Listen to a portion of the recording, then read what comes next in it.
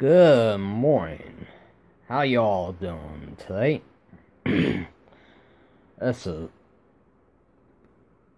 this is one of the videos that you guys should check out on YouTube. So here we go.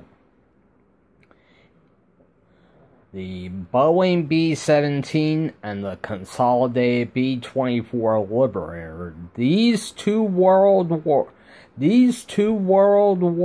II icons of the air war over Nazi Germany, proven to be for the downfall of the Third Reich and total victory for what our country was referred to as the Arsenal of Democracy by President Franklin Delano Roosevelt in 1941. Starting off first with the B-17 Flying Fortress.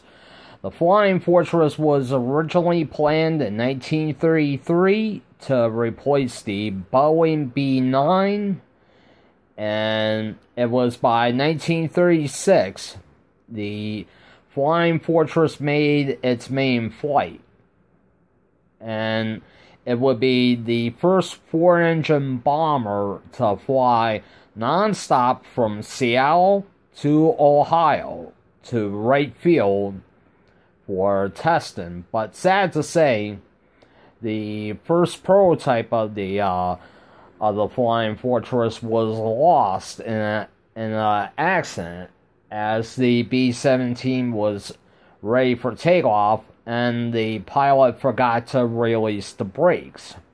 Everyone on board perished.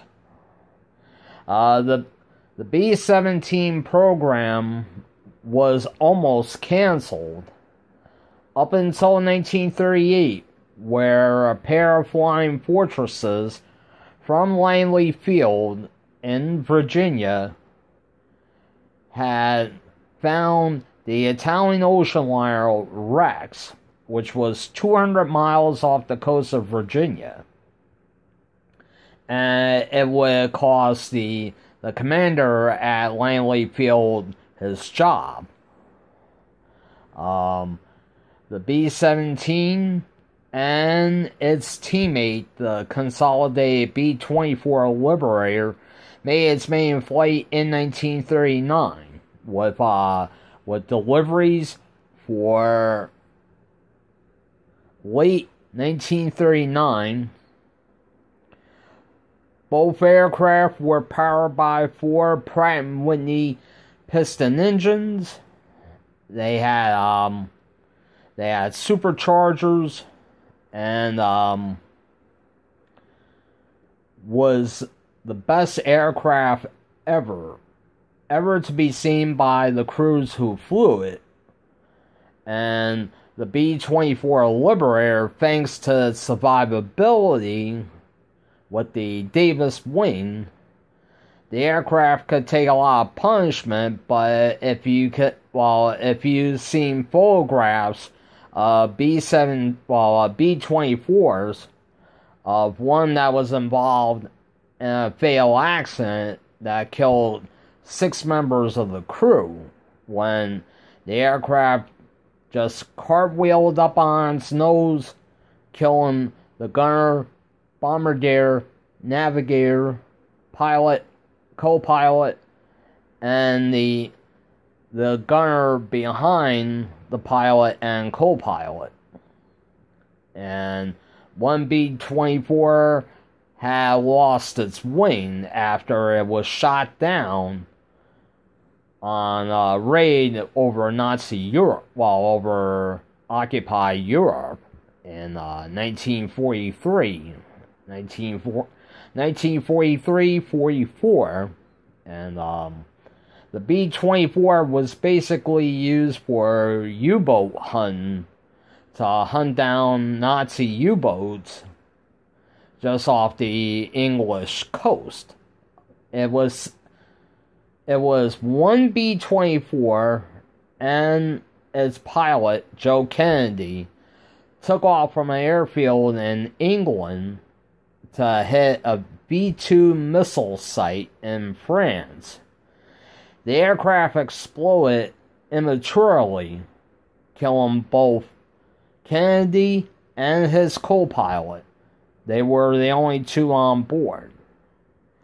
The users for the B-24, India, Great Britain, the U.S. Navy, and the U.S. Army Air Force used the B-24 Liberator and was involved in Operation Tidal Wave, the raids against the Nazi Kraken facilities in Romania on August the 1st, 1943. And it was one of the most successful missions ever, even though that some B-24s were lost and one went astray. Lady Be Good. She wasn't found until 1961. Herself and her crew all were dead. And